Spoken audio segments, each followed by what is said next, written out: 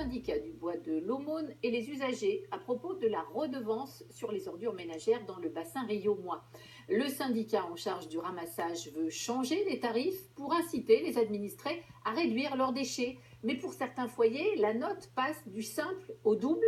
La tension est à son comble, à tel point qu'hier soir, les gendarmes ont dû intervenir suite à une énième réunion houleuse. Les explications de Charline Coca et Claude Fallas. Jeter ses ordures, un geste quotidien qui peut coûter cher. Avec le nouveau forfait, la taxe de cet habitant va tout simplement passer du simple au double. Et bien ce geste-là va me coûter 130 € environ supplémentaires, donc pour mon année. L'argument phare de la collectivité pour augmenter les tarifs, inciter les gens à trier leurs déchets et à être plus écolo-responsables. Panneaux photovoltaïques, voitures hybrides, compost.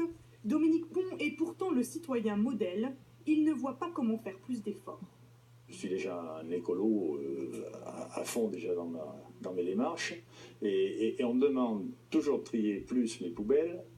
Et on me demande encore une prestation élevée, beaucoup plus élevée. C'est aberrant. 132 communes du bassin Rio-Moi sont concernées. Des habitants ont créé 2 collectifs et montent au créneau.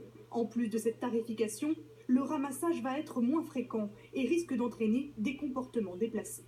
Non seulement on crée de l'insalubrité, on crée des problèmes d'hygiène, on risque d'avoir des problèmes d'incivilité, c'est-à-dire je sors ma poubelle et puis on me la remplit à ma place quand je rentre du travail le soir. Et ce dont on a peur, c'est que les gens mettent moins dans les poubelles parce qu'ils ne veulent pas payer des tarifs astronomiques et qu'on retrouve ces déchets dans des décharges sauvages. Autre problème, la tarification de base sera la même pour tous. 300 € minimum par an pour chaque foyer. Un montant suspect pour le collectif. Le syndicat qui s'occupe du ramassage a besoin de 22 millions d'euros par an pour fonctionner.